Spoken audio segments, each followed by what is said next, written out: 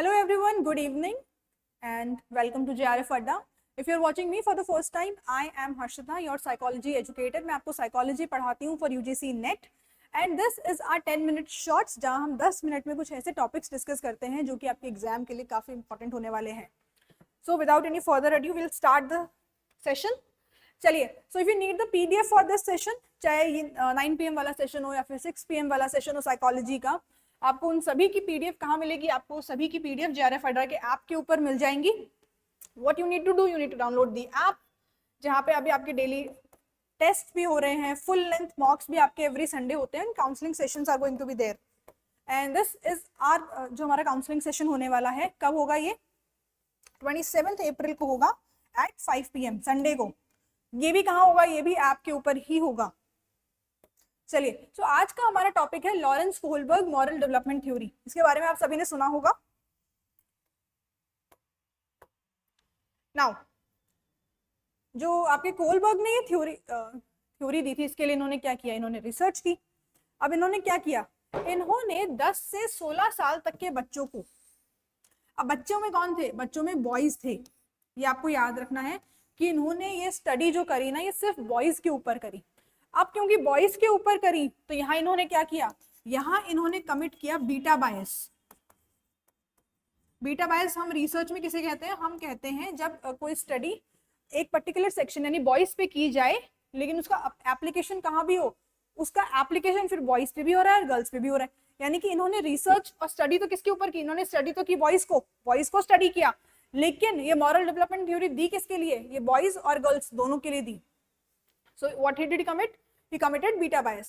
अब इन्होंने जो की थी ना, इन्होंने लॉन्गिट्यूडनल स्टडी की थी. लॉन्गिट्यूडनल यानी लंबे समय तक पढ़ा उन लोगों को. तो कितने साल तक? इन्होंने 20 साल तक इन बच्चों को पढ़ा और 20 साल तक इन बच्चों की मोरालिटी समझने की कोशिश की. यहाँ जो सबसे फेमस डिलेमा हुआ, ये क्या कर रहे थे? ये हाइपोथेटिकल स्टोरीज इन बच्चों को सुनाया करते थे और डिलेमा यानी दुविधाएं, और उनमें क्या होता था? कोई ना कोई ऐसा मोरालिटी वाला क्वेश्चन होता था. Heinz dilemma one of the dilemma है. ये काफी फेमस हो गया इसलिए हम इसको पढ़ते हैं और ये आपके एग्जाम में पूछा भी जाता है. तो क्या था ये हाइंस डिलेमा? हाइंस डिलेमा के अंदर ये जो है, ये हमारा हाइंस है, इसकी वाइफ को कैंसर है और इसको एक मेडिसिन चाहिए जो कि इसकी वाइफ को बचा सकती है. लेकिन वो मेडिसिन कितने की? वो मेडिसिन है $4000 की. अभी केमिस्ट के पास जाता है और उसे बोलता है कि भाई मुझे ये दवाई दे दो. मेरे पास $4000 तो नहीं है, लेकिन मेरे पास अभी $3500 है, $3500 है, तुम्हें $500 में बाद में दे दूंगा. लेकिन ये डॉक्टर और ये जो केमिस्ट है ये मना कर देता है. बोले मेरे पास तो ऐसे ऐसे कस्टमर है जो मुझे 4000 के बदले 4500 $5000 देंगे, तो मैं तुम्हें क्यों दूं? तो चलो रिक्वेस्ट करता है, नहीं मानता, सब कुछ करता है. तो ये क्या करता है? फिर ये जाके इस दवाई को चुरा लेता है. अब कोहलबर्ग ने क्या किया? कोहलबर्ग ने यही स्टोरी सुनाई अपने स्टूडेंट्स को, बच्चों को, और उनसे पूछा कि भाई हाइंस ने सही किया कि गलत? हाइंस को दवाई चुरानी चाहिए थी या हाइंस को दवाई नहीं चुरानी चाहिए थी? वही पूछा. बच्चों ने क्या जवाब दिया? इन्होंने, कुछ बच्चों ने कहा कि इसने गलत किया. क्योंकि गलत क्यों किया? क्योंकि इसने चोरी की है, चोरी करना गलत बात होती है, इसको पनिशमेंट मिलेगी, so that is why he is wrong. किसी ने कहा कि इसने अच्छे काम के लिए चुराई है, इसने तो पहले रिक्वेस्ट की थी, उन्होंने नहीं माना, तब इसने दवाई चुराई, तो ये गलत नहीं है. तो इसके पास क्या हुआ? कोहलबर्ग के पास काफी डिफरेंट इसके आए आंसर्स कि उसे करना चाहिए, नहीं करना चाहिए, और उन्हीं के बेसिस पे इन्होंने क्या दी? इन्होंने अपनी थ्योरी की स्टेजेस बनाई. चलो, यही सेम जो हाइंस का डिलेमा है अपन ने हिंदी में लिखा हुआ है. नाउ ये देखो आप, इसकी जो थ्योरी की स्टेजेस है ना, उनको कई बार अलग अलग नामों से आपसे पूछ लिया जाता है. ये वाले भी आपको याद रखने हैं, फिर अपन आगे जो देखेंगे वो भी आपको याद रखने हैं. सेम ही, लेकिन उनको डिफरेंट तरीके से लिखा गया है. बस आप समझेंगे तो आपको समझ में आ जाएगा, ऐसा कोई इशू नहीं है. फर्स्ट जो स्टेजेस है वो प्री कन्वेंशनल मोरालिटी में आती है. 3 लेवल्स हैं इसकी मोरालिटी के: pre conventional, post conventional and your post conventional. This is conventional and these two are post conventional.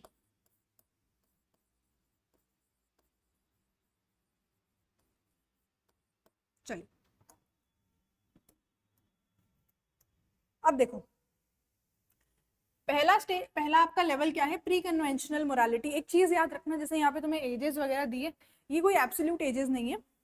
ऐसा नहीं है कि अगर कोई बच्चा 10 साल का हो गया तो उसके बाद में उसके पास अपने आप ही इंटरपर्सनल कॉन्फिडेंस डेवलप हो जाएगी क्या? नहीं, ऐसा नहीं होता है, मोरालिटी ऐसे काम नहीं करती है। और दूसरी चीज, ऐसा भी जरूरी नहीं है कि हर इंडिविजुअल यहाँ तक पहुंचेगा। जैसे आप मैस्लो में देखते हैं कि हर इंडिविजुअल एक हाईएस्ट पीक पे नहीं पहुंच पाता, यानी कि वो सेल्फ एक्चुअलाइज नहीं हो पाता। वैसे ही मोरालिटी में भी क्या है, आप हर इंडिविजुअल, हर इंसान यहाँ तक नहीं पहुंच पाएगा। अब पहला लेवल क्या है अपना, प्री कन्वेंशनल। प्री कन्वेंशनल में दो चीजें आती है, punishment and your instrumental relativist. Punishment and obedience क्या है कि आप पनिशमेंट से डरते हैं, आपको नहीं पता कोई काम सही है गलत है, करना चाहिए नहीं करना चाहिए, अगर उस चीज के लिए आपको पनिश किया जाएगा तो आप वो चीज नहीं करेंगे। बच्चों के लिए कि अगर लेट्स से अगर बच्चों को कहते हैं कि आप अपना होमवर्क नहीं करेंगे तो आपको पनिश किया जाएगा, आपको क्या कर देंगे, आप खेलने नहीं जा सकते हैं, आप कुछ और नहीं कर सकते। सो यहाँ क्या हो रहा है, वो पनिशमेंट से डरता है, तो वो क्या करेगा, वो काम कर लेगा। So right and wrong are judged by the consequences, कि अगर किसी चीज के लिए पनिश किया जाए तो वो गलत है, अगर किसी चीज के लिए पनिशमेंट नहीं मिल रही है तो वो गलत नहीं है। इंस्ट्रूमेंटल रिलेटिविस्ट, यहाँ पे आप रेसिप्रोसिटी की बात करते हैं। यहाँ पे आप समझे कि बच्चा है जो थोड़ा बड़ा हो गया, अब वो क्या करने लगा है, वो बोलने लगा है कि ठीक है मैं ये चीज कर तो लूंगा लेकिन मुझे क्या मिलेगा इसके बदले। आप बच्चे को कहें कि भाई गेस्ट आने वाले हैं तो थोड़ा तमीज से रहना, आप बात मानना, बोलेगा ठीक है मम्मी, बट मुझे क्या मिलेगा ये करने से, मैं कर तो लूंगा, मैं उनसे भी अच्छे से बात कर लूंगा, मैं डांस भी करके दिखा दूंगा, लेकिन मुझे भी तो कुछ दो आप। सो दैट इज रेसिप्रोसिटी, या फिर आप कहेंगे इंस्ट्रूमेंटल रिलेटिविस्ट। तो right and wrong are based on personal gains, यहाँ पे आप rewards and fulfilments are desired, कि जो चीजें आपके लिए रिवॉर्ड लेके आती है, जो भी पर्सनल गेन लेके आती है, अब वो सही हो गलत हो डजंट मैटर, आप उस चीज की तरफ जाते हैं। देन थर्ड स्टेज, ये आपकी कन्वेंशनल लेवल है, इसके अंदर अब दो स्टेजेस आती हैं आपके पास।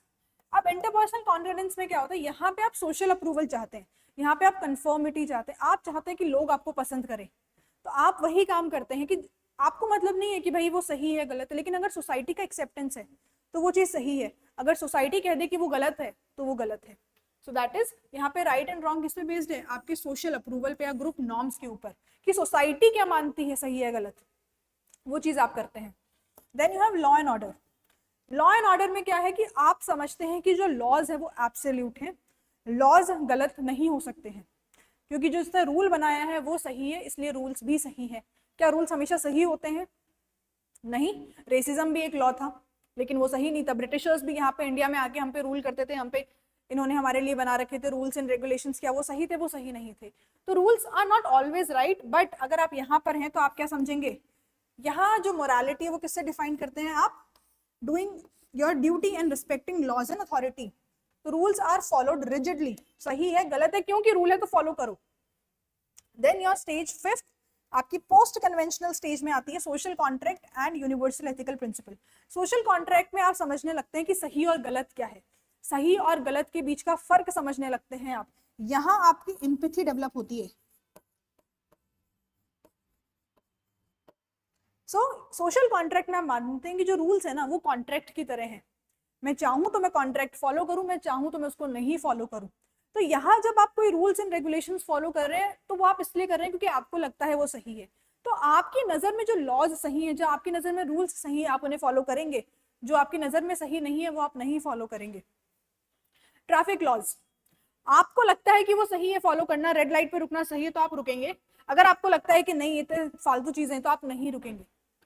ये हुआ आपका सोशल कॉन्ट्रैक्ट कि right and wrong comes from personal values and principles. Then universal ethical principles, अब ये आपकी हाईएस्ट मोरालिटी वाली स्टेज है जहां आप ये समझने लगते हैं कि जस्ट बिकॉज आपके साथ कोई चीज गलत नहीं हो रही है इसका मतलब ये नहीं है कि दूसरों के साथ भी नहीं हो रही हो। जस्ट बिकॉज आपको डिस्क्रिमिनेट नहीं किया जा रहा है, आपके साथ कोई भेदभाव नहीं किया जा रहा है, तो ऐसा नहीं कि किसी और के साथ हो रहा है तो वो सही है। यानी खुद के बारे में तो चलो आप सोचते ही थे कि मेरे साथ गलत है हो रहा है, सही हो रहा है, क्या गलत है क्या सही है, लेकिन अब आप दूसरों के लिए भी सोचने लगे, आप दूसरों के बेसिस पे भी ये देखने लगे कि मेरे साथ नहीं हो रहा कोई बात नहीं, ठीक है बहुत अच्छी बात है, लेकिन ये किसी और के साथ हो रहा है, क्यों हो रहा है? अब आप उसके लिए स्टैंड लेने की कोशिश करते हैं। प्रोटेस्ट यहीं पे आते हैं यूनिवर्सल एथिकल प्रिंसिपल्स में, कि जब आप किसी चीज के लिए प्रोटेस्ट करते हैं तो वो यहीं पे आते हैं। So actions are judged by universal moral principles and social rules. जैसे रेफ्यूजीज को अपने घर में रखना, according to law it is wrong, but आपको लगता है कि ह्यूमन डिग्निटी के बियॉन्ड चीजें हैं जो उनके साथ हो रहा है वो गलत है, तो आप क्या करेंगे, आप उन्हें अपने साथ शेल्टर देंगे, उन्हें रखेंगे, तो वो चीजें आ गई आपकी यूनिवर्सल एथिकल प्रिंसिपल में। So I hope these stages are clear to you. बहुत इंपॉर्टेंट स्टेजेस है, मोस्टली तुम्हें बहुत बार इससे क्वेश्चन आता है, मोस्टली आपको हर सेशन में इससे क्वेश्चन देखने को मिलेगा, like with in a year. चलो अब ये इसका आपका होमवर्क क्वेश्चन है, आपको कहाँ देना है इसका आंसर, आपको इसका आंसर कमेंट्स में देना है।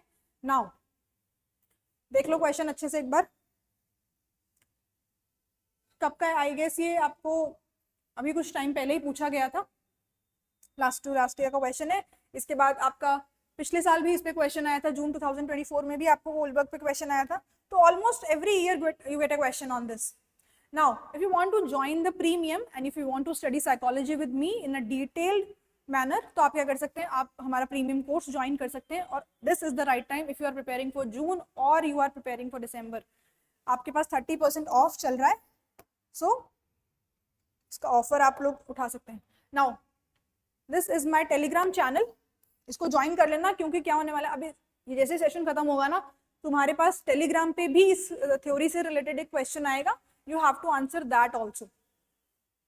वो कहाँ आएगा, वो आपके चैनल पे आएगा। so thank you very much, I hope आपको ये सेशन पसंद आ रहे होंगे। I'll see you on Monday, ये सेशन अपना Monday to Friday रहते हैं 9 PM वाले sessions, so I'll see you on Monday। till then take care, thank you, bye bye।